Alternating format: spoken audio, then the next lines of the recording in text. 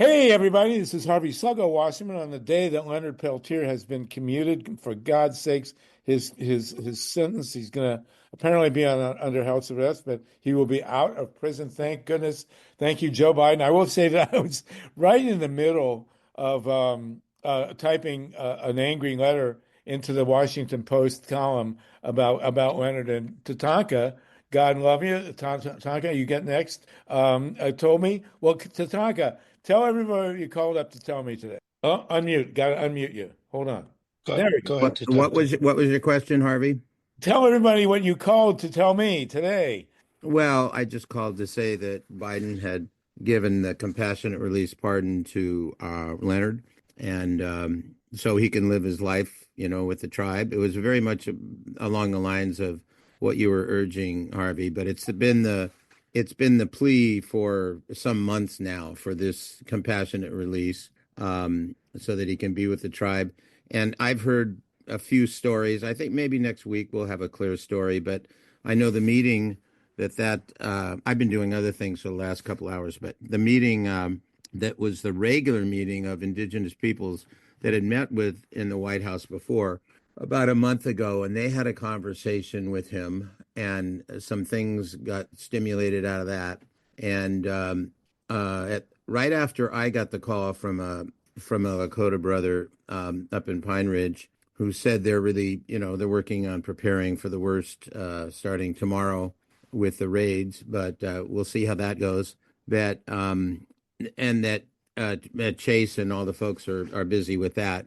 We may be able to get some help to sort this out. I do know that right after I got that message, Danny Sheehan got a call from Jack Healy, Amnesty International, for him to tell the message. And I do know that there were people whispering in the Pope's ear to have another communication with Joe, but I don't know whether he decided a while ago and decided to do it the very last thing before he stepped out, or whether it was something that came down to the last minute. I honestly don't know yet, but there were a lot of forces in play, and the fact that this group and other groups did not give up and we kept the pressure on all made a difference. It's like 1,000 teaspoons putting the sand in the scale of justice, and it goes in faster than it leaks out, and then it tips all of a sudden. So at this point, I'm just going to say thank you to everybody who worked on this campaign, and then we may know the inside story, we may not. It might be more useful for people not to talk about who had what info. Well, thank you so much. We do, Shauna.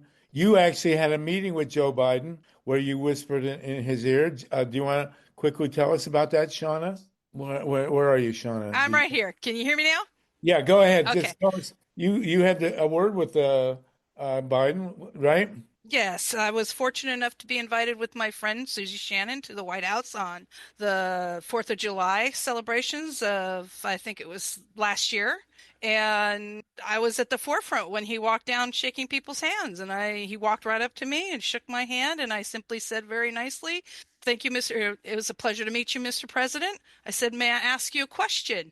And he said, "Sure." And he leaned forward to listen to what I said. And I said, "Can you please free Leonard Peltier?" I said, "It's been far too long. He needs to go home and be with his family." And he said, "What was the name again?" And I said, "Leonard Peltier." I said, "He's been in prison too long. Send him home, please." And he said, "Oh," he says, "Well, we're working on that." And me thinking, oh, he's a politician. He probably just says that to everybody. But I put my piece out there. And then Susie's like, "No, he's working on it. He's going to do it." And I'm like, "I'll believe it when I see it." And then this morning, my jaw was on the ground. I was like, oh my God, did what I say have an impact? Did one voice actually make an impact? And no, I have to agree with what Tonka said, which is this is one teaspoon, and every person that has put their spoon into that tea has helped to get this man his freedom so that he can be with his family and not be in jail or prison. Thank goodness. Thank goodness. Mimi Gurman, do you want to give us a quick poem about all this? Oh, wait, you're muted. Sorry. Unmute. Okay. Can you hear me now? Yes, indeed. Cool. Okay. So I was going to read a different one today, but then Leonard got freed. So these are notes. It's sort of a poem, but these are notes about my feelings today about duality. So I titled it Notes on the Duality of This Day. Cool. Between the darkness, with its light always in tow, Our country was born in the name of freedom, only by its firm attachment to slavery. A country whose riches were made available only through the existence of poverty. There is only a present because of its past, and a past inevitably tied to its present, where future comes in, has not yet been written. We ran away from a king only to elect a king, and because the wheel spins as it does, a dictator is inaugurated on the same day that we honor one of the greatest civil rights leaders of all time. Time is only the facade of seconds traveling at the speed of light. To know about time, ask Leonard Peltier. He knows. He is a master of time. The winter coyote searches for food for her young pups trying to survive in their hillside dens. She will find the vulnerable rabbit and kill it for her young. The rabbit is here for that. The coyote is here for that. These dualities that chain themselves to all things are great and are small. Peace creates war, and war creates peace. Is it true that here you can have one without the other? Duality is the freed hostage going home and a freed hostage dispossessed from her home. It is the space between sky and earth where all things are connected, and there are no release buttons. Until death do we part, but even after death we are life. Ask the stars about that. Ever the duality. This day will end into night, into day, into night, never disconnecting. Never unifying, spinning into the infinity of chaos in all that exists and in all that does not exist. Fantastic. Thank you so much, Mimi. Wow. Wonderful. It is such a duality day. I mean, it's mind-boggling. There were also hostages freed in Israel, including 3 Jewish women who were released, young ones too, in their 20s and 30s. And, it began on such a downer, and now Leonard's out. I wonder in the history of modern America if there's been any prisoner that as many people worked to get free as Leonard Peltier. I mean, it's just been a mind-boggling effort. Nicole Huhn, you asked about Mr. Littlejohn. I haven't heard a word about, and I don't know if anybody's seen anything about our friend Steve Donziger, who's been trying to get help from the feds. I reached out to Stephen, and I haven't heard back this morning to ask him if he'd received a pardon or commutation, and I haven't heard back from him yet. I'm certain I will. Well, Vinnie, let's compare. This is the second, thank God, the second freeing that we're celebrating after Julian Assange. Do you want to compare these two moments? Yes, I think they're very, very similar in this regard. Leonard is out of prison, but he's under house arrest. So the cruelty of the United States government, once again, even in a gesture like this, is writ large. In the same way that Julian had to plead guilty for the unforgivable crime of journalism, or that Stephen Donziger had to stand up for the rights of lawyers to protect their clients. These are things that are etched in stone, but apparently they are ultimately, in the long run, of very little value. So I'm incredibly happy that Leonard is back with the Turtle Mountain tribe, back to his home, to be with his family, even if it was under house arrest. But I take great joy in that. But there is still Daniel Hale, Reality Winner, Stephen Donziger, and a long list of other people who have been, if you'll excuse the analogy, crucified on our behalf, who have suffered and been made to pay a price that is just beyond comparison to stand up for our rights. And I think it's important that we keep in mind what the great Frederick Douglass said, and that is, consider the level of oppression that any people are willing to endure. And that is the level of oppression to which they will be subjected. And at that time, I would remember words of an equally great man who was cut down in his youth. That's the great Fred Hampton.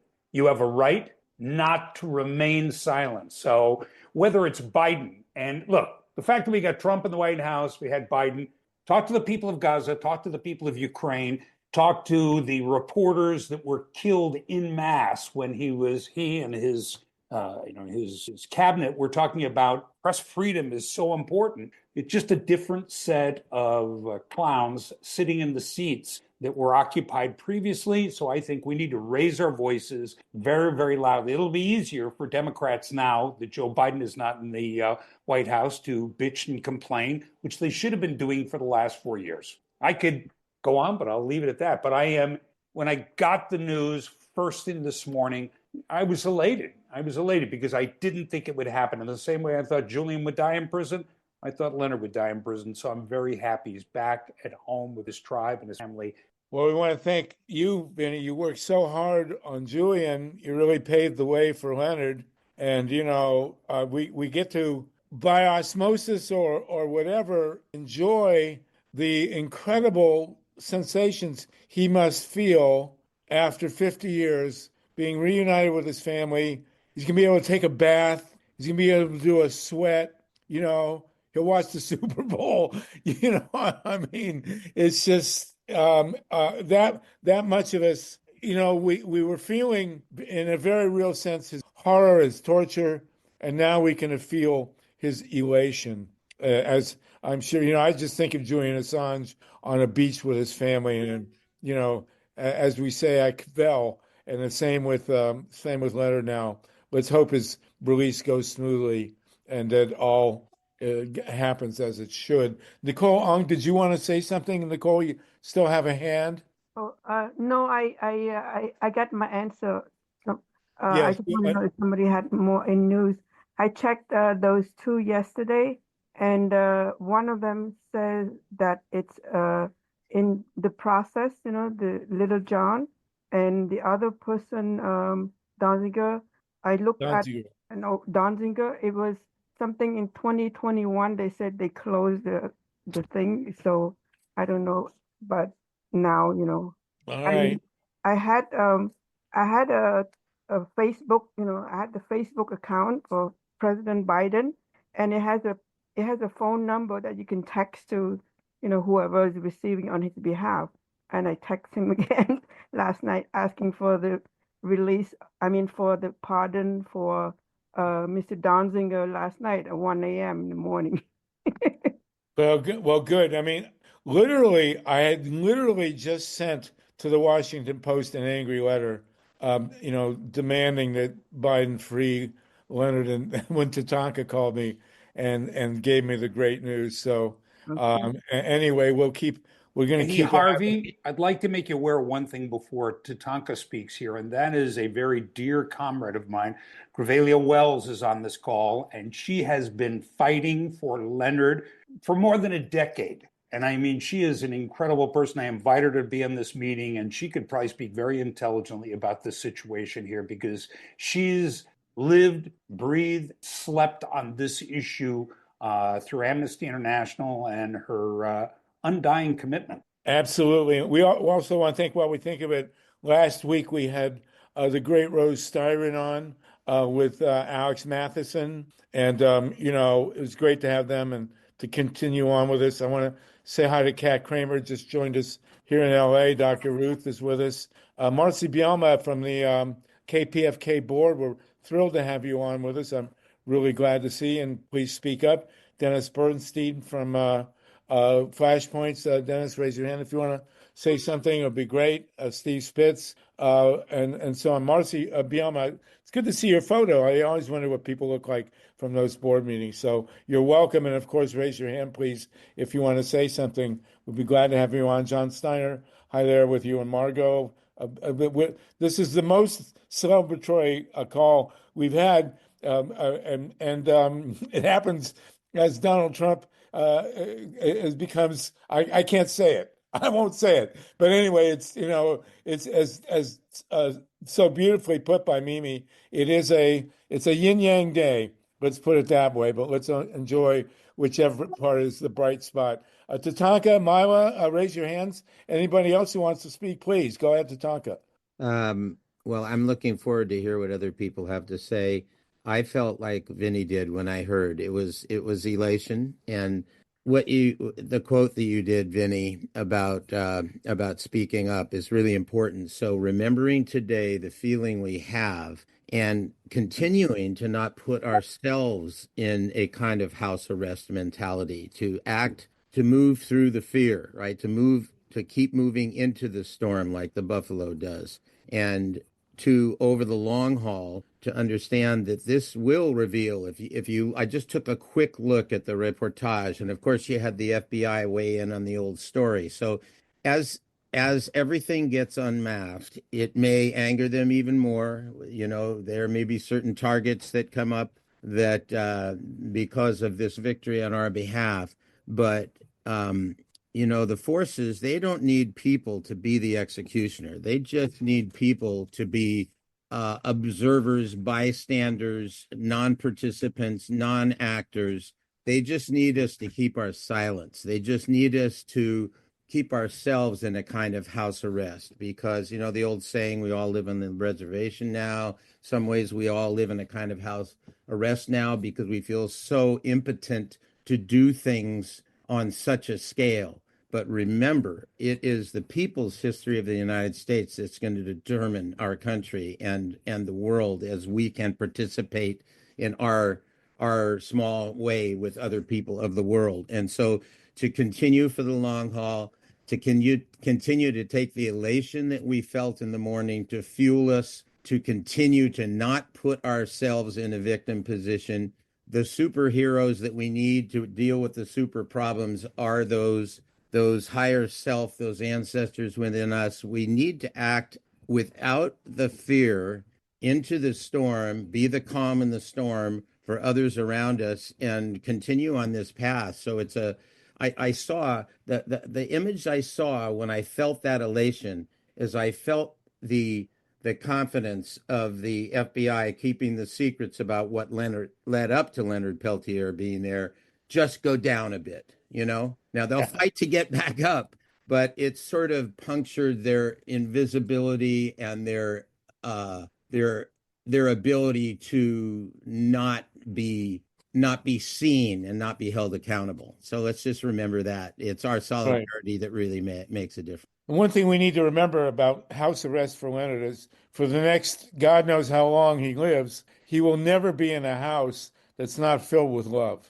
He will never be in a house that he doesn't want to be in. And last night, I just got to say, I was in a house with 8 grandchildren. So, you know, I'm sure that every house Leonard is in from now on will be filled with 8 or more grandchildren, great-grandchildren, whatever. So, I mean, Harvey, the last thing I want to say that's so wonderful to hear is I do want to hear, if people are willing, you know, from the ones you mentioned, from your friend, Vinnie, if she feels like it, Marcy, if she feels like it, Gavila, good to see you, just to hear from as many people as possible. Yes, please. This is the time to just vent your joy, and it so changes the vibe of the other events that we've been looking at. Really, the whole day is transformed. Thank God. And this, of course, we remember Martin Luther King. And I did meet Martin Luther King in Mississippi. He was just momentarily for a nanosecond, but he was a wonderful guy. And to this day, I was 20 years old. So to this day, I've not gotten over the fact that I was taller than Martin Luther King. I meet this wonderful, magnificent human being, and I say, how can I be taller than you? It doesn't make sense, but I still haven't gotten over it. So there you go. To be 20 again.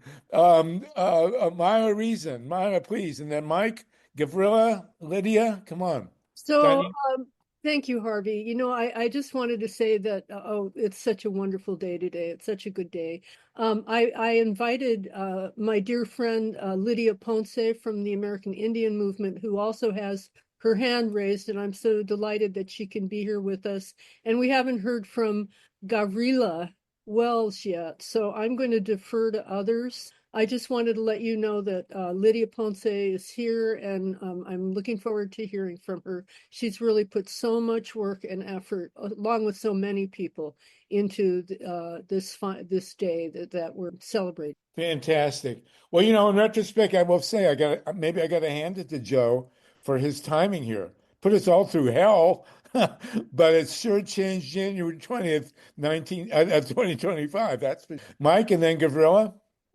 Yeah, I just wanted, I wanted to quickly point out that long after his death, Marcus Garvey has been pardoned. And Marcus Garvey came along at a moment, after slavery had ended, but by law. But in fact, there was still sharecropping and massive lynching and terrorism against people of color.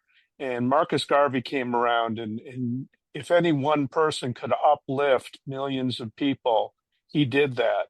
He did, yeah. By his example. And for some reason, I know the reason, he's been erased from history. And we talk about a lot of different historical figures who had a tremendous positive impact on the world, but his name is hardly ever mentioned. So I just wanted to call our attention to a true hero, a champion, and a superstar well before his time, who made a tremendous change in the world, Marcus Garvey. Thank you. Very, very appropriate, Michael. Thank you so much. Okay, Gavrila, please. Again, folks, raise your hands. Let's have it out. I'm going to actually ask for Lydia to speak before me because I feel that would feel better for me and probably for Lydia too. So, Lydia, go for it, please. Lydia Ponce, wonderful to see you. My dogs were howling because I was crying so hard. It's good to be with relatives who understand and know the story and how impactful and crazy today is. I knew at the time from AIM Governing Council, who's only on Facebook. They're not on Instagram yet. You can find them, Governing Council, AIM, AIM, out of Minneapolis, when he was on the helicopter and heading towards Fargo. And, we were getting blow by blow messages, but, I was asked not to share those things, so I didn't. But the incredible thing. Wait, are you saying that he's out and he's been on a helicopter? And he was in a helicopter almost 4 hours ago. Oh my God, fantastic. So that's from Minneapolis AIM, the leading chapter and the governing council, the national governing council that sanctions and unsanctioned chapters, AIM chapters. It is Frank Paro, he recently passed, and I don't know who stepped in his place, but we have a female director now currently, Lisa Bellinger, and you can find her on all the social media stuff. They put out a press release, and I put it on the text thread for y'all to see and hear. But the one to really follow and know that also is boots on the ground is Indian Collective, NDN. N like Nancy, D like David, and Collective. They had a lot to do with working with the legal entities, the council, the committee for Leonard. And it has been a crazy ride because I sent the information to Tom Morello and we're going back and forth. And by tonight, I'm going to ask him to put a celebration, freedom celebration, at least for the people, to celebrate. This is better than being in prison per Leonard. It's his voice that he had recorded a short message for the people. And I put it on that text thread. I don't know how to transfer it to everyone here on this call, but you can hear him say that home confinement is better than what he's doing now. I don't know, but I have a very good feeling that tomorrow when the sun rises at, the time difference being central time, mountain time, that they're gonna have sweat, they're gonna have ceremony. I'm just, that is having him feel the grass under his feet, and I would be remiss and I would be a horrible relative if I didn't say I am calling in and visiting with you relatives on the unceded territory, the lands of the Tongva people west here, infamously known as Venice, known to the Tongva people, the Gabrielenos and all their relatives as Sagna. So with that, I'm going to say I can post everything and anything that I can provide on that text thread because I don't have everyone's emails. And maybe somebody else can pick up the bid and forward the information. We're thinking of having a sunset ceremony prayer, gathering here at the Venice Pier tomorrow night. So we'll see. Wow. I'll let you know, okay? So that way we can hold space for one another and really put some additional prayers for his health, right? But thank you, MYLA, for inviting me, and thank you everyone for being patient with me. I I want to teach you one thing, if I may. You don't have to call him the president. You can also call that dude the resident of the White House. And because I'm twice colonized and I'm learning my indigenous language from YouTube and a couple of elders, I'm gonna say something in Spanish, and you can say it, and I'll put it in the chat. Pelos de elote, which means corn silk hairs.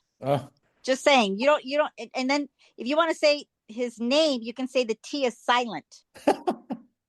Many blessings. Well, Timothy Snyder refers to him now as Mump because of Elon Musk, which I think is actually very cool. There are a few terms I could use in Yiddish to describe him, but even I think they wouldn't pass the censorship. Lydia, stay with us, please. That's wonderful. I mean, one of the great things, I'm sorry to go on, but one of the great things about being an activist is when you win, you get such lasting, like we can all now think of Leonard, being with his kids and taking a sweat and having a decent meal, and after 50 years and feel it all dissolving. I mean, it's an incredible luxury. There's a great quote from A.J. Muste. Muste was a great nonviolent activist and guru. He was a fabulous guy.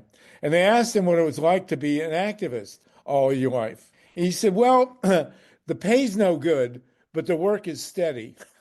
But in this case, the pay is the greatest. What possible job, what possible pay could ever match the feeling of knowing that this guy now is free and that we all had a hand in it? I mean, there's nothing greater that you could achieve in life than something like that, at least in my world. Gavrila, go ahead, please. And then MIKKI LEADER and Mark Imlay.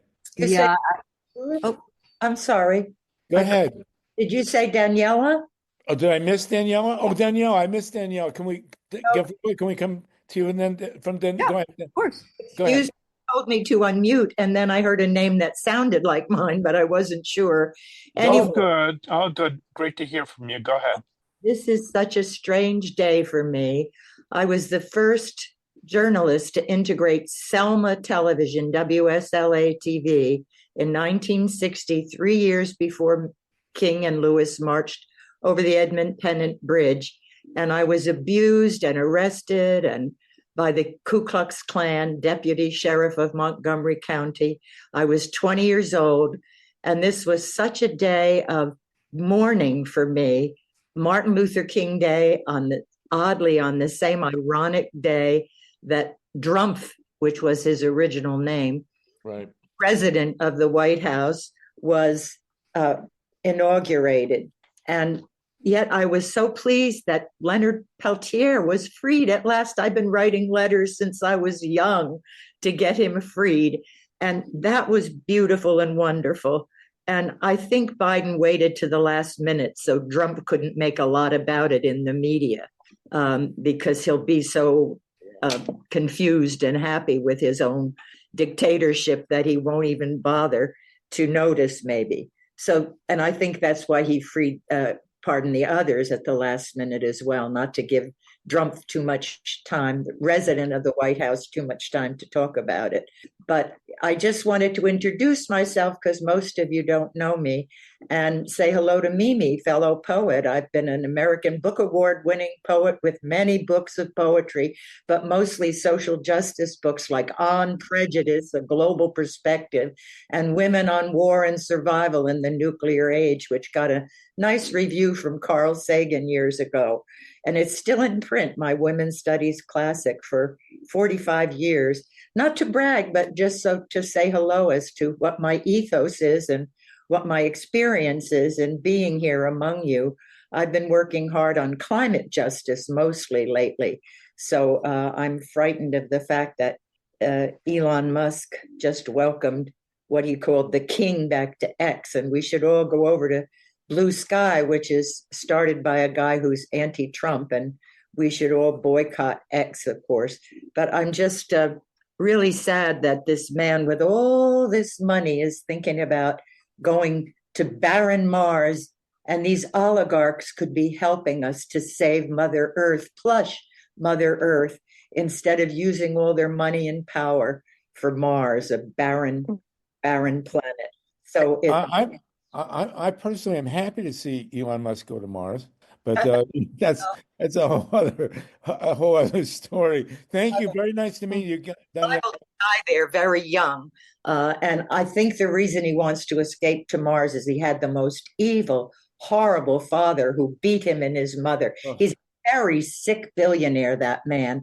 He wants to really escape from Earth, where his evil father tried to kill his mother and beat him when he was a boy. So Right. he's sick. Well, anybody really wants to understand the guy, the orange one, should really see this movie, The Apprentice. It's devastating. And I hope to God it wins the Academy Award. It will be a fabulous thing. Anybody with any pull with the Academy, we want The Apprentice to win the Academy Award. It's a mind-boggling piece of work. Explains a lot. Thank you. Very nice to meet you, Danielle. Keep coming and joining us every week. Gavrila, please. Now, and then Mickey, Mark, and Dennis. I'm going to be very quick because I don't have to be. We're here. We got time for you. Careful what you say. I've got the gift of the gab. I just want to say I've too have been crying tears of joy. Got phone calls and all kinds of texts coming in right as it was happening, and I agree he did it at the last minute because not only Orange Creature, that's what I call him, but and that's not an amnesty. I'm here as Gavrila, not an amnesty member. Free range here. Yeah, and I'm calling in from the unceded ancestral lands of Ramaytush Ohlone peoples. Just wanted to say that. Everything Lydia said, so helpful. I didn't know that he was on his way there. I see there's mixed messages because the press release that Biden put out said February 18th. But I put in a video link to the Indian Collective's Facebook press release that was in person, and they spoke of him going home very soon. So it's great to hear this information and just great to be in community with everybody. I was a clickivist and an activist before, I did go to jail with my mom for anti-nuclear stuff way back when. And my mom, I took care of her with when she had dementia, and she was an longtime Amnesty member. And when she passed, I decided to join a local chapter, much because Amnesty was featuring Leonard for their Right for Rights. So Leonard brought me into being an actual physical member of a group and not just an online member of Amnesty. And I just want to say that I'm so grateful to Amnesty International for lifting his case and making it a priority campaign. We did a couple great celebrations, but specifically his 79th birthday, where we partnered with Indian Collective, and I'm just in awe of all the amazing work that so many people have been doing for decades. And my mom brought my attention to Leonard's case years ago too, and I've always been aware of him, but just being in community with people physically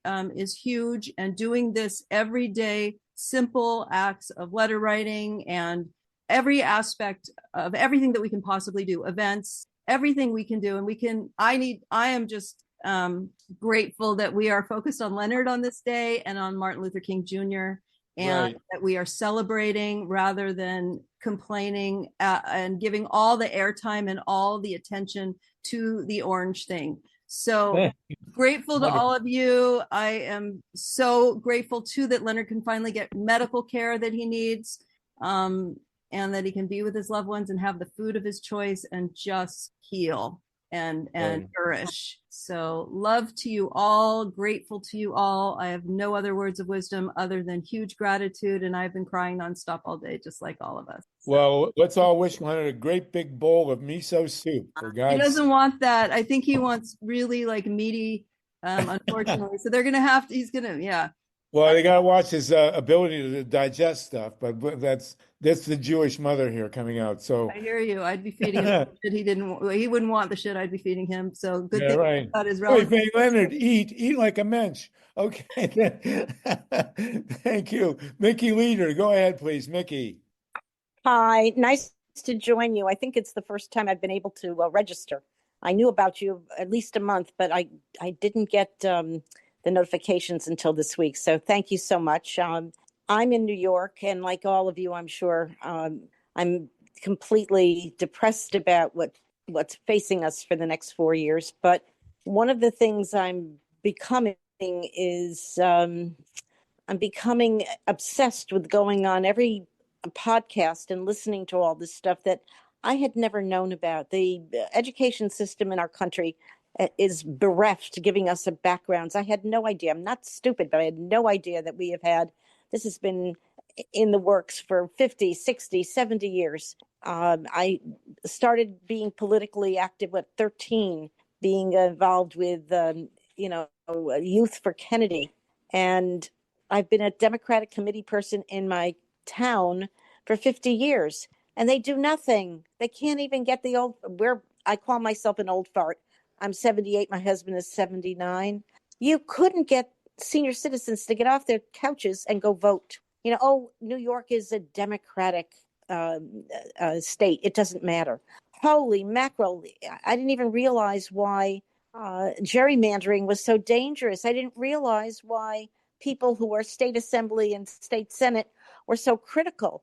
And I served for almost 5 years as a school board member in the school district. I was the only woman on it, and so in fact, there can't be that few people like myself who are so ignorant about politics and the conniving and the gross mismanagement of it by both parties. And it's making me crazy. And the woman who was on Sunday's 4:00 call, she's a brilliant woman. The one from the millionaires, the Democratic millionaires. I forgot what it was called. That was Erica But Payne. she's a brilliant woman, and basically her right. Go ahead, Mickey. Well, it was scary because she's saying everybody was pointing fingers why Kamala Harris lost and why Biden was still allowed, and who was making all these decisions? They're a bunch of older people and millionaires in our Democratic Party also. But right in my own home community, my husband would ask me when I was younger and not immobile, and I would go to meetings, well, what did they do? I said, nothing. They did absolutely nothing. And everything is in the hands. It's local politics. And I just got myself in trouble because I refused to give them my proxy because they told me who I should vote for. And I got crazy. So my question is, I think it's wonderful that we're advocating for all the people in our country, whether they be indigenous people or whether they be Hispanic country people or whether they be Black people. But I want to know what she had to say, and what a podcast I listened to yesterday said, who are we going to get to run? Oh, Where are we getting these people? Great question, Mickey. Great question. Very good. And we got some people ready to run. Mickey, it's wonderful to hear from you. Thank you. And you're younger than I am, so keep up, okay? Please. Mark Imlay, please, Mark Imlay. Mickey, keep up. Thank you so much. Mark, and then Dennis, Winston, Mimi, Ruth, keep on. Go ahead, Mark. Does anyone want to see me? Yeah, no, it's up to you. Video's not working. There you go. Yeah, dude, you are picking stuff off of your mouth, and that's not a good look. So you can keep your hands out of your mouth for a little while. That'd be great. Thanks, okay, brother. Mark, let's Love do it. Guess what? Today, it's not just Martin Luther King's birthday. It is Martin Luther Day of celebration. He was one of the founders of the women's rights movement several centuries ago. Right. Guess what he did? He said all women in a church have the right to do what the men do. They can be the priest, the director, everything, and that's what the Lutheran Church was. Well, the history of Martin Luther, and one of the major reasons he broke with the Catholic Church is because he wanted to get married. And he wound up, the woman he married was very formidable. They had like 6 kids. But at the time he did that, priests were expected to be celibate, and he didn't want to do that. And the only reason priests were made celibate, which was 1,000 years after Jesus, was because the church was concerned about its property. So thank you for that, Mark. Is there anything else you wanted to jump in? And we'll go to Dennis. Okay. Thank you, Mark, for that. If you want to come back and say more, we appreciate it. Dennis Bernstein, the legendary host of KPFA's Flashpoint. I'm trying to unmute you here, Dennis. What's going on? Dennis, I have had this. Dennis, can you unmute yourself? Can't hear you yet, brother. Okay, he's a co-host, so he can unmute himself as soon as he figures out the technology. No? No, he's having a little trouble. Try You again could, here. yeah, we'll come back to Dennis. Dennis Bernstein, years come back. we were on WBAI together, if that's the same. Oh, there you are. Oh, you were there for a second. You were there for a nanosecond. What happened? Unmuting. There There. you go. All right, go Great ahead, job, Dennis. Dennis. Go ahead, Dennis. Hallelujah. Go ahead. Hello, Daniela. It's been a few years. Nice to hear your voice and see that you are still doing all the work you're doing. Daniela Giuseppe, who you all just had on, who's wonderful. Yes, it was so great to see you again, Dennis. Yeah. After all these years. A long time. Be on the radio together all the time in the old days. Yeah. Okay, so now you're on together Great. again. All right. New day. Well, first of all, Leonard has always been free, but now we'll be able to pray with him. He'll be with us, and we're happy about this. This is monstrous and huge and wonderful that he's going to be out of that jail. And want to say that tomorrow on Flashpoints, we're going to have Bill Means, co-founder of the International American Indian Movement and co-founder of the International Indian Treaty Council, along with Bill Means' counselor, Len Foster. So, and both of those guys are very powerful forces, and you might want to tune in. Dennis, how do people tune in to get your show outside of the Bay Area? KPFA.org, flashpoints.net. It's and it's widely distributed as a podcast. Good. Okay. And I want to say, having worked to free Leonard Peltier and with the Indigenous movement, I'm proud to say my name. I've been given the Indigenous name Burn Stick, holding the light up to truth. I'm very proud of that. And I don't know, it leaves me with hope on a day that it's very tough to have hope. And I have to say, what I was going to say is that working with the Indigenous community, you learn that they are very close, and one of the brothers in the world, the brothers and the sisters in the world are the Palestinians, and that Indigenous communities are celebrating for Leonard Peltier, and I'm sure he's celebrating. He's going to enjoy. I hope he's already out of that cell. And yes. And we're not going to forget that there's a genocide in motion and the weapons shipments continue. Can never forget that. This is a part of the struggle to free Leonard Peltier, and I'm glad they have let him out of that cell. Thanks, Harv. Thank you, Dennis. Very good, and we appreciate it. Leonard, we had a report that Leonard actually has been out for a while, that he's been in a helicopter headed to Fargo, North. I just hope he dressed warm. Yeah. 100 people with us. Good. Yeah. Leonard, put on your boots, for God's sake. Wear a hat, please. Okay, Winston Apple, Mimi, Ruth Strauss, and Hedy, please. Winston, thank you, Dennis, for that. You're welcome. Okay, Winston, there you go, Winston. Go ahead. Well, first of all, I want to say I had a survival plan in place before November 5th that involved two things. One was, if it went the way it went, I was going to stop watching the news for the foreseeable future. And so I just learned about Leonard when I tuned into this, and it's kind of overwhelming. Wow. I'm part Irish, part German, and part Choctaw, and sometimes I just hate myself. But the other part of the survival plan was on November 6th, I mailed 2 initiative petitions into the Secretary of State's office in Missouri. I posted a little thing about them in the chat a few minutes ago.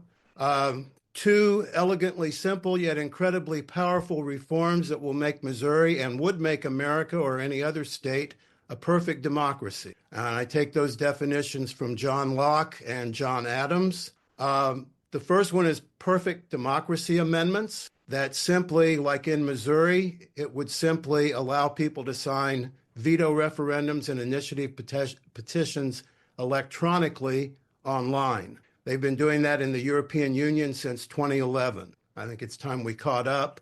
In the states that don't already have initiatives in the referendum or the federal government, it would also, of course, extend provisions for referendums and initiatives. The second proposal is a little bit more outside the box of politics as usual. I call it proxies for citizens. It's an idea that came to me. I served on the Democratic National Committee for 4 years, and that was the first time I ever used proxies myself. Of course, corporations use them, and even the Republicans. I almost always remember to mute my phone. Okay, go ahead. But the idea is very simple. Everyone who's eligible to vote in Missouri will be able to submit a proxy, assign a proxy to any one member of the Missouri House and any one member of the Missouri Senate. And then those senators and representatives get a number of votes on everything they vote on, equal to the number of proxies they've been assigned, plus one for themselves. That's good. We like that. The implications of that are amazing when you start peeling back the layers of what that would do. It would shift power not only to the people, but to the members of the House and the Senate who do the best job of representing the will of the people instead of the will of the people with lots of money. And I mean, I think for myself, if we could get this done in Congress, and it would take a constitutional amendment to extend it to the Senate at the U.S. level because they have the one vote per senator written in the Constitution and equal suffrage for states. But if we had such a system in place right now, even though Republicans hold the majority of the seats, I feel pretty confident Democrats would hold a solid majority of the proxy. Okay, very good. Well, of course, right now our system is $1 one vote. So Well, yeah. That's why Elon Musk has so many votes. But He got a lot of votes. Thank you, Winston. Thank you for All that. right. Well, appreciate the opportunity to share. And this is an amazing group. And the link to the governmentbythepeople.org website is in the chat. If anyone would like to read more about those or get involved in help in any way. Thank you. So somebody asked how long we're going to go. We're going to go today up to 2 hours anyway, as long as people want to talk. We had a whole agenda, but obviously this is it's. I once heard from Jesse Jackson, who's given a great speech. He says it's incredibly important to celebrate your victories, and this is about as big a victory as we can get. It changes the whole nature of the coming whatever, and so here we are. Mimi, back to you. Thank you for your wonderful poem. I do want to have your philosophy prof on with us next week, so if you'll invite him, that'd be great. Mimi, go ahead. So it has to do, what I wanted to say, Harv, has a lot to do with what you just said. Like, okay. I'm 61 and more or less just 61. And there were a couple of notable things that happened in my life, and only a few notable things. Most of them were terrible. The first was I was born the next day JFK got assassinated. That's how my life began. And then followed by many assassinations after that. The last of which, for me, was the most powerful, was John Lennon's. As a peace worker, that was huge for me. But today, I think, and I've been trying to scour the events of my life and the news of life during my lifetime, and I think that today is the most powerful and wonderful thing that has ever happened: the release of Leonard. It's a big deal. It is such a big deal. And that all of us are feeling this and crying about it and wanting to celebrate is everything. I do feel that, especially, I feel this across the board, but especially for white folks like myself, we need to hold back on spewing our own judgment around how Leonard might feel about this, what the words are that he might use. And Lydia kind of said something about this too. He will tell us, will in a direction as well, where to be around all of this. This was about his life and about the injustice that happened, not just to him, but because it happened to him, to an entire nation of people. And I feel really strongly about this, that we need to temper our desire to pretend that we know shit when we don't know shit. So that's where I'm at. I wanted to share that to just, bring that into play, that we remember that only his family and only he knows, and how he feels today. And All right. yeah. Oh, that's great. Well, let's wait word from him. Right. But anyway, wonderfully stated, Mamie. And chicken soup, some Jewish chicken soup going to him would be really great. Sorry. Absolutely. Mixed with some, indigenous spices. Ruth, and then Hedy, quick Julie. reminder: no swearing in English. Oh yeah, that's right. That's right. Sorry about that. Go ahead, Ruth. Oh, okay. So first of all, in our joy about Leonard, we really have to give ourselves credit. This show that we have, or this webinar that Harvey does, and it was the first time in my life that I had the White House on speed dial. And the other thing is that I kind of laugh about this. I just thought about how my brother has, football jerseys in frames. And I was thinking I should put my Julian Assange sweatshirt in a frame because, Right. we did it, guys. And so the other thing I wanted to say to Tatanka and anybody else who may have contact with Leonard, I'm sure people will think about this, but when I was in medical school, I lived on the Zuni reservation and with the Indian Health Service. And I hope that he can get physical therapy. He's been cooped up. And Indian Health Service is a good medical group. So, I hope that in the joy that they also attend to that, check his protein levels, etc. So that was one thing. The second thing is, Harvey, I think the world of you, both academically as well as being a Pied Piper and a great leader for years. And this thing is now in its 4th year. However, I have to disagree with you on The Apprentice. And what I disagree with is, I think they really gave Trump a pass. I mean, there was only Roy Cohn, that part was great, and how Roy Cohn, influenced him, and the actor was great. But, they only gave a very passing reference to his redlining. They only gave a very passive reference, like one sentence about his stiffing his workers who built his casinos and stuff like that. So, I think he got a pass on that, even though you're right, the acting was good. Right. And the last thing I wanted to say is, I, along with, 250,000 other people, unsubscribed from the Washington Post when Bezos pulled his little deal. And then I heard Marty Barron, who was a previous editor, get on and say, oh, if you all keep, you need to resubscribe, because if you don't give the Washington Post money, then they won't be able to do their reporting. Well, guess what? F the Washington Post. I'm sure the people that are knowledgeable on this webinar know that the Contrarian has come out. And that's Jennifer Rubin and Norm Eisen, and they have all kinds of really good progressive writers. So everybody check that out. You can do a free subscription or a paid subscription, and it's a way of giving the finger to the Washington Post and Jeff Bezos. So thank you. Thank you, Ruth. And we can discuss the Apprentice.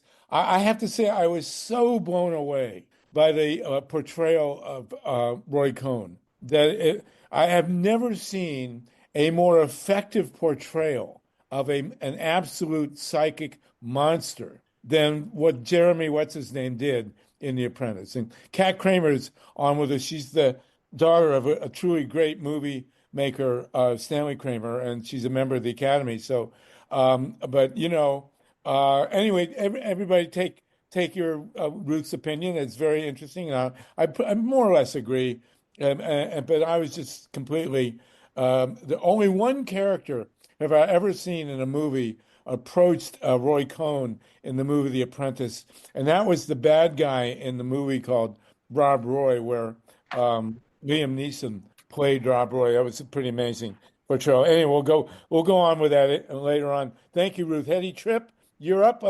You're not far from Leonard. You're in Minnesota there. What's the latest? Well, it's minus 23 degrees right now.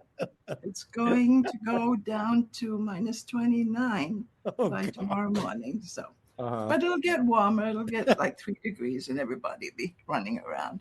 But yeah, I'm calling from Minnesota, but my indigenous foremothers are from Asia.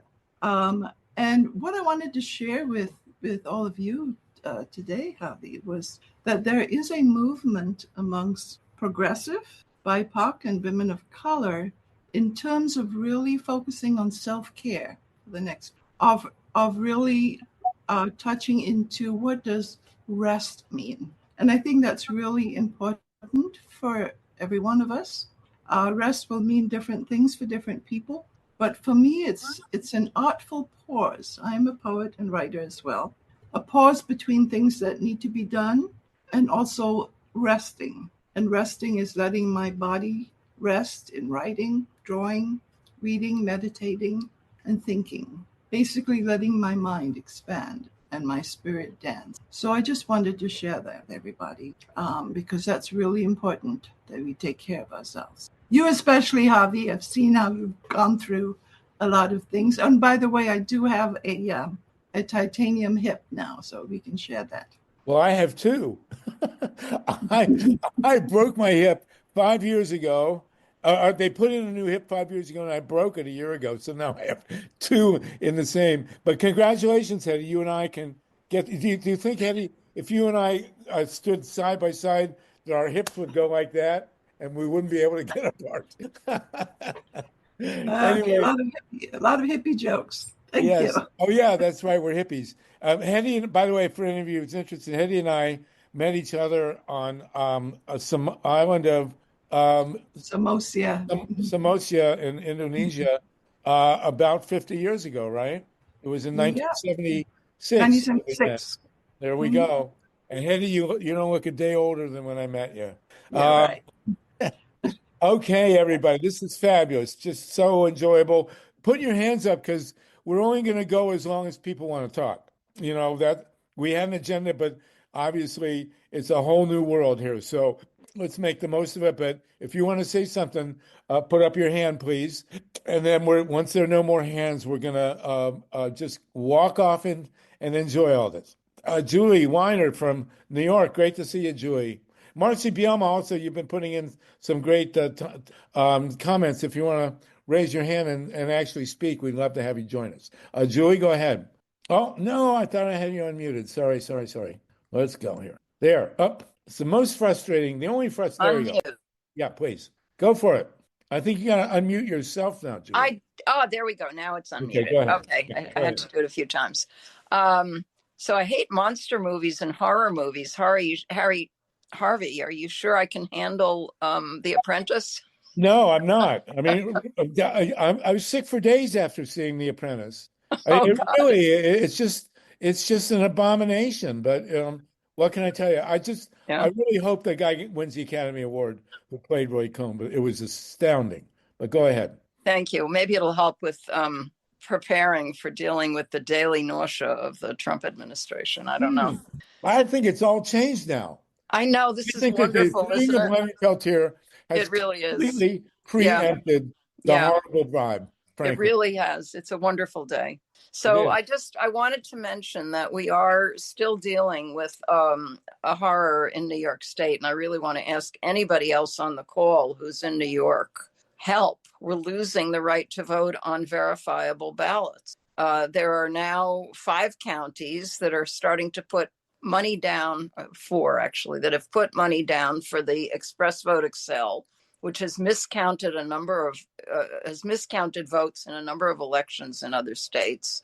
Common Cause and the Black Institute are still in court trying to reverse the decision to certify them, but there's millions of dollars already on the counter for ES&S to substitute unverifiable ballot summary cards and touch screens for our current hand-marked paper ballots. So please work with us, Citizens for Voting Integrity New York, Citizens Voting NY, and we really need help. We've got to reach out to all the legislators in Nassau, Suffolk, Erie, Monroe County has already put millions down, are ready to spend their millions. It's all, the funds are already allocated. So if that lawsuit is defeated, if that lawsuit is not, it doesn't succeed, a very substantial proportion of New Yorkers, Buffalo, Albany region, half of Long Island is going to be voting on unverifiable ballots. Of course, a lot of New Jersey already is. They're already in use across most of New Jersey. Anyway, give us a hand, New Yorkers, please. Help us reach out to all the legislators in all those counties and help us reach out and pressure the assembly, which we've got, for some reason, I can give you some suspicions as to why. Latrice Walker, who chairs the Assembly Election Law Committee, has not allowed a vote on Viva NY, which is a bill that passed the Senate, but now legislators in the Senate are a bit demoralized about the fact that they can't get it through the Assembly. So, all right, it's really, we need your help, guys, please. The bill is Viva NY. You can look it up on the New York State Legislature, but it hasn't yet dropped for this year. Thank you for that. It will be dropped, but it hasn't yet. Thanks. Marcy Bielma, thank you so much, Julie, for your report. Marcy Bielma, you had a hand? I just want to say good afternoon to everybody, and everybody should be proud of themselves for having supported the release of Leonard Peltier. I'm new to your group, but I'm happy to be among such wonderful people who've, have the good of the public good in mind. Thank you. Well, thank you, Marcy, and it's great to meet you, and I hope you'll keep coming on the calls. Thank you. And we want to. I know you're a Southern Californian, an Angelino, so I think there's going to be a gathering tomorrow night in Venice. Let's see. Wait, what time and where in Venice? Well, I don't know actually. Somebody's going to have to post it. We'll have to keep our eyes open for that. Okay. Okay. All right, thank you. Nice to see you, Marcy. And I'm an LSB member at KPFK, so.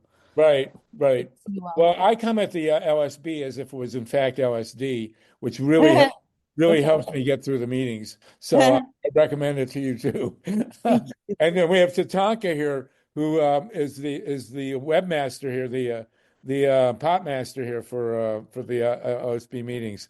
Does an incredible job. Okay, great. Daniela again, and Nicole again, and then Mike. And again, if you want to speak, we've been at this over an hour already, but it's a thrilling conversation. So please do. Go ahead, Daniela, then Nicole, then Mike. Disappeared. Oh, here I am. Can you hear me? Yeah. Okay, good. Thinking of Jesse Jackson's idea that we should celebrate our victories, and also remembering what he said, keep hope alive. And my motto is keep hope alive in 2025. There you go.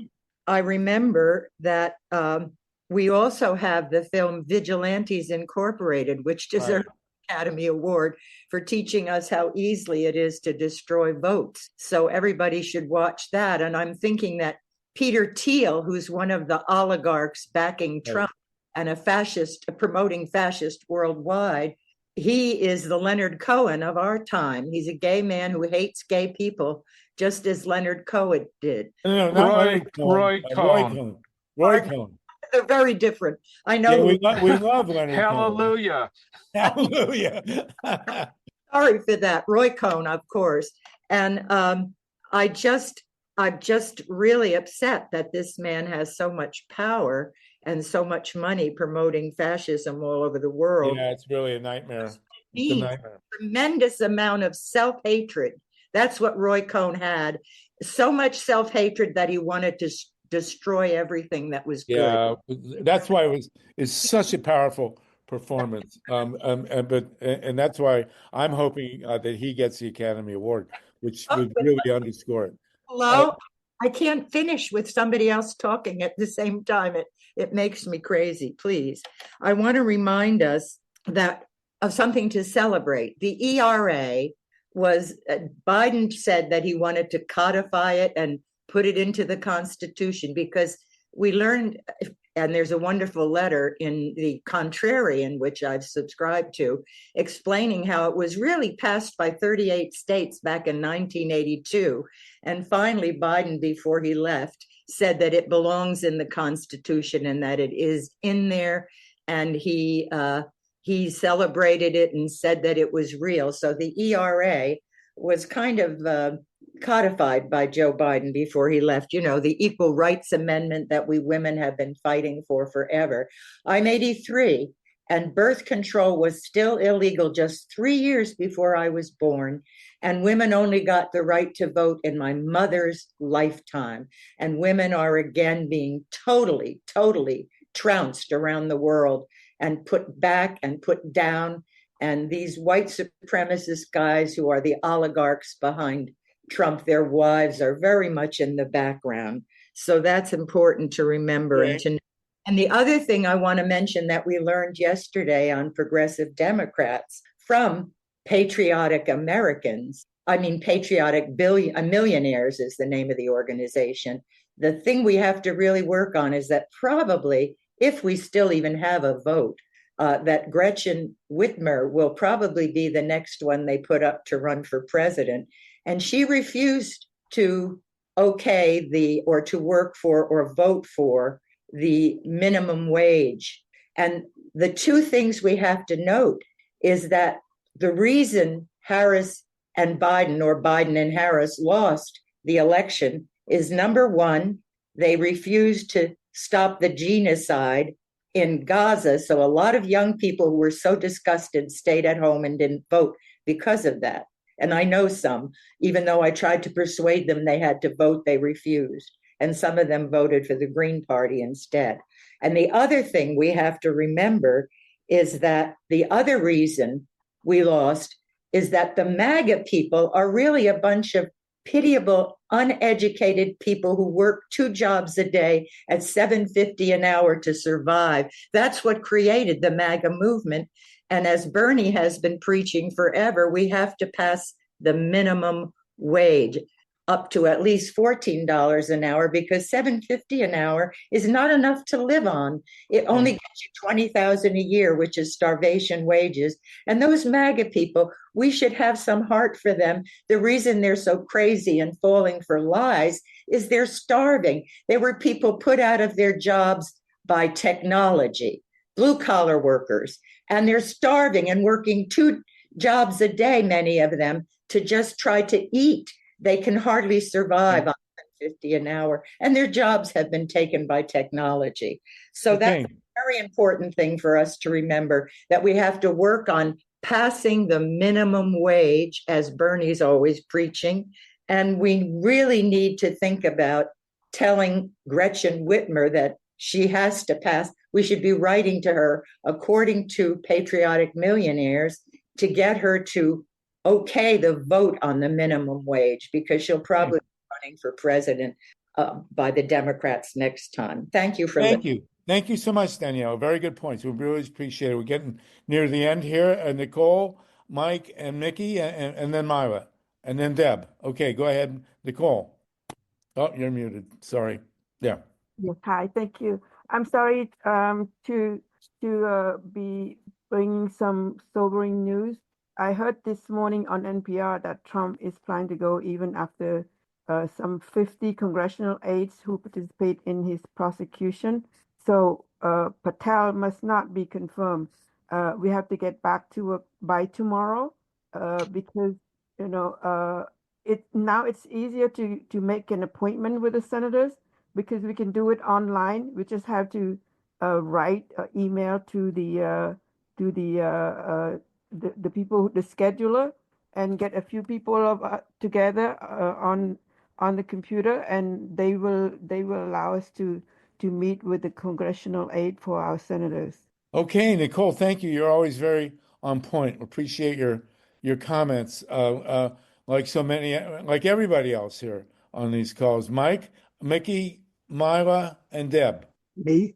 Yeah, go ahead, Mike. Okay, I just want to add a footnote to Julie's on the express vote machines. for those New Yorkers trying to fight that. Those machines are almost an oxymoron. It takes 3 to 4 times as much time to vote on that machine as it does on a paper ballot. We had them in my county in Arizona, and I was a poll worker. The only advantage to them is they have an audio component for foreign languages or illiterate or blind people. But if you try to get everybody to vote on them, like we had to do, because I'm convinced it was a seal op by Eli Crane, our MAGA representatives. But when we got there that morning, the printers were only printing one side of a two-sided ballot. So we had to put everybody on these god-awful slow machines. So unless you want exponentially longer lines in New York, follow Julie's advice like that. Thank you. Mike, thank you. That was very interesting. Mickey, MYLA, Deb, and Mike Hersh. Mickey, go ahead. Hi, can you hear me? We can. Okay, I just wanted to remind you from my first question, when are we going to hear about people we can start to support to take spots away in the House and in the Senate? Like we were told, vote for the 2 senators from Georgia. Hey, Mickey, and all of Mickey, I got to stop you here. This is a nonprofit, nonpartisan Zoom. So we will not be, so if you have another follow-up, that'd be great. Okay. And the person that talked about the express vote information, could that be dropped, please, into the chat? So often we can't take notes that fast when they're speaking. And I don't even know what to, I live in New York. I have no idea what she's talking about. Never Mickey, heard about it. You should be in touch with Julie. Julie's a fabulous activist. Put your contacts in the chat. I'm sure Julie would be glad to get a hold of you. And she's very, very knowledgeable. Okay? Yep. And the last thing I wanted to mention is what was coming up repeatedly is the fact that we don't really know now how many people are going to get taken off the ballots, because you can just go to the Board of Elections and take the names and challenge that those people don't live in New York. And that's something we all, PDA, I don't care how many of us, we have to start doing that to change that. You can't, with absolutely anybody, can just go ahead and challenge. And if I'm getting the numbers wrong, I'm sorry, but I think it's 800,000 removed in Texas and a huge number in Georgia. And I know for sure my neighbors in Florida complained bitterly that people went into the Board of Elections and they looked for Jewish names because they knew that they were voting Democratic, and they challenged them. Right. So, you can win by a thread when you do all these things so illegally and nobody pays attention. Right. Well, Greg Powett's film, Vigilantes Inc., really does a great job of that. And Greg showed 24 years ago, 25, how the disenfranchisement in Florida was responsible for George W. Bush getting in the White House. Thank you so much for that. MYLA, Deb, and Mike. Go ahead, MYLA. Oh, thank you. I just wanted to say, I'm a little distracted by the screen share, but I wanted to say that Lydia Ponce announced in the chat that the celebration for Leonard's release has been moved to Wednesday at the end of the Venice Pier. People will gather at 6:30 p.m. and the prayers are scheduled to begin at 7 p.m. And for those of you who live anywhere in Southern California, come to Venice, California, and there should be a wonderful time to celebrate Lenin's. Right. And we're talking about Venice, California, not Venice, Italy. Is that right? I believe so. Okay.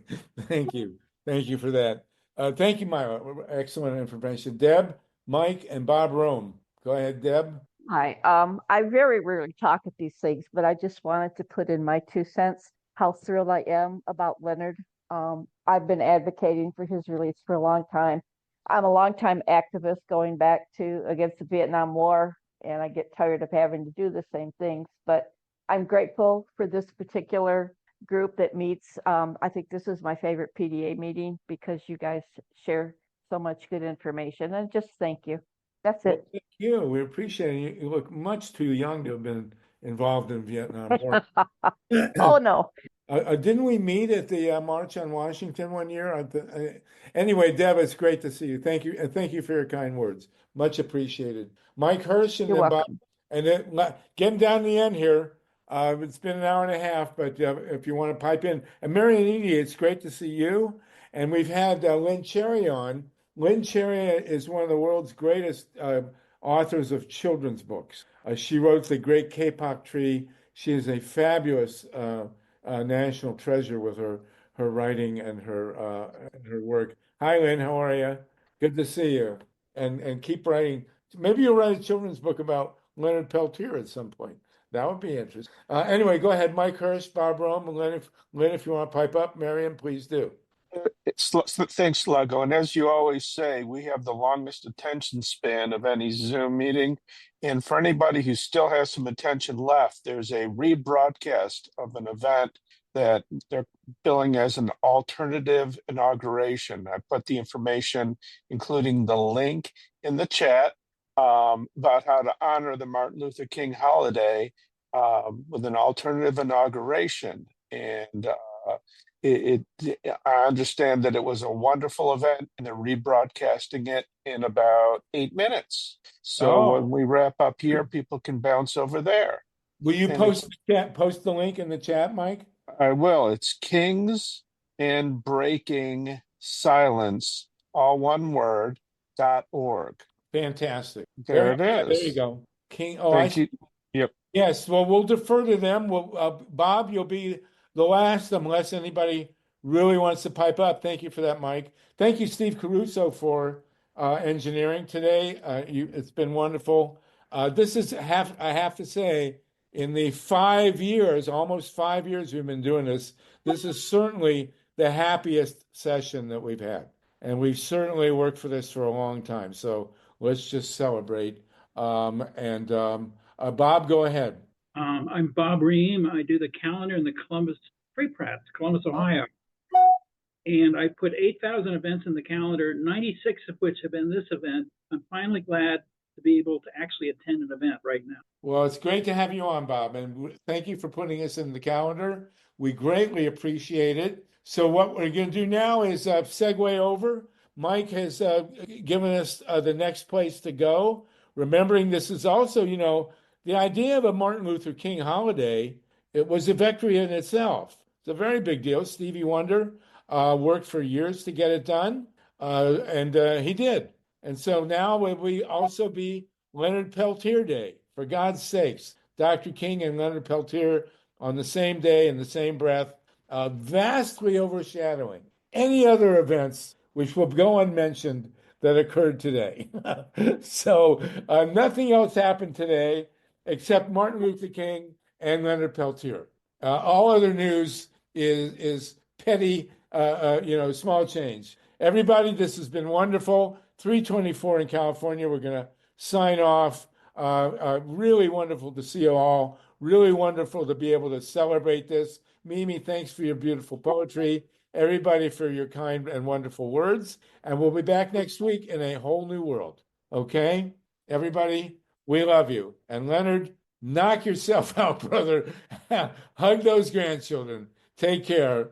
We'll see you next week. No nukes. Marcy Bielma, good to see you too.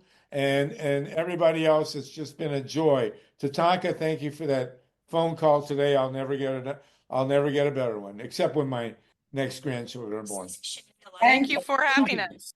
Bye.